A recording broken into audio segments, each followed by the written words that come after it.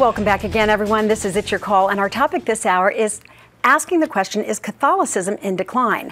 I'm Lynn Doyle. Recently in Philadelphia alone, close to 50 Catholic schools have been targeted for closure, which has been incredibly upsetting to the parents, the teachers, the students, and Catholic faithful. Elsewhere in the nation, we have seen close to 1,800 schools suffer that same fate. We're asking you if you think it's because the church itself is in decline or disarray. If you want to tell us what you think, you can go ahead and start calling or emailing me right now. I'm going to get reaction from our next guest, which include David O'Reilly, who is a Philadelphia Inquirer staff writer who's been covering the closings of the school there, and J.D. Mullane, who is a news writer and columnist for the Bucks County Courier-Times, the Burlington County Times, and the Intelligencer.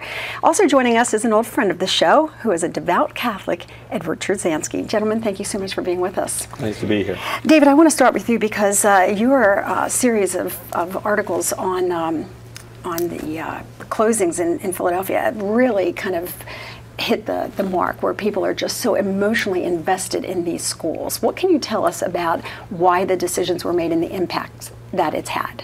Well, clearly economics have been driving this. The chairman of the school, the Blue Ribbon panel, described just a decline, a tumbling decline driven by both declining enrollments, rising costs. They called it a death spiral. Mm-hmm. And the numbers are compelling. Now, the reasons behind it get very complex. You do have a loss of Catholic faith and practice, people looking less to Catholic schools to raise their children. And these are sort of larger factors behind all of that. But the Catholic schools are seeing fewer children, and there's a spiral that's just going down. Well, I'm going to ask all of you this question, so tell me whoever wants to jump in first. Is this kind of a catch-22? The church in general is in decline, and as a result the schools are failing, or are the schools failing because the church is in a spiral? No, it's mathematics. In 1960, in the Archdiocese of Philadelphia, 80% of Catholics went to Sunday Mass every week. Today, according to the latest October counts from the Archdiocese, that practice rate is down to 15 to 18%. Varies from parish to parish. So when you have that collapse of weekly faith practice, you have fewer people in the pews throwing money into the collection baskets. The schools can't survive, Lynn. So it really does, in a lot of cases, Ed, come down to the bottom dollar. If there's not enough money to sustain the schools, or people don't have enough money to send their kids to a parochial school, the parishes have to make that tough decision. Lynn, as appealing as the Roman Catholic faith is, Catholicism and everyone else, none of us are immune from the laws of economics. So bills have to be paid. J.D. and David are absolutely correct. I'd add to it that demography is destiny. And if you look at Catholic practice, it's not just people going to church, but fewer and fewer people are having children. Families are much smaller than they were half a century ago. And there's one more thing to keep in mind. The church appears to be receding mostly in large cities and in their immediate suburbs, but in affluent areas it's actually growing in places. So this idea of ebb and flow and change is not new to the church. And some people may perceive it to be in a trough, but in other places the wave's in a crest. I have to ask the tough question, what kind of impact the sexual abuse allegations and scandals that seem to have dominated the news for the last decade have had on this ebb and flow? It's very hard to quantify. I have met people who have been turned away, but I can only think they already were a little bit weak, and they sort of saw it as an excuse to leave. But it has a negative impact, I'm sure. It's true, and Ed makes a good point. Catholics have contracepted and aborted themselves into a decline. Interesting choice of words. Well, they have. You have to be frank when you're discussing why the schools are closing, but they have.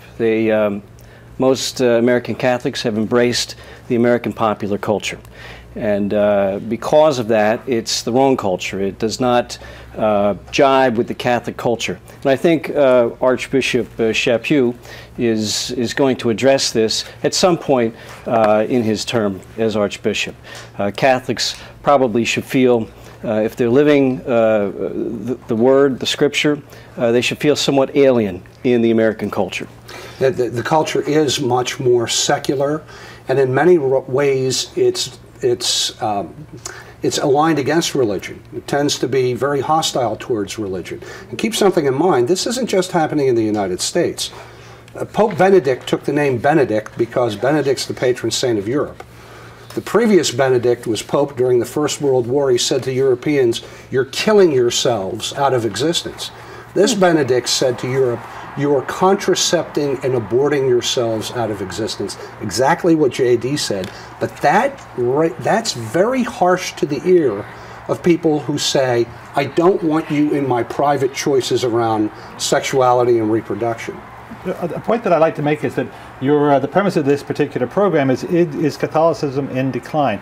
Well, the Church itself is not. The faith and teaching of the Church, the leadership is hewing to its traditional teachings. In that sense, it is not declining, but fewer and fewer Catholics are abiding by it in the true, full, faithful way that the Church sees as authentic.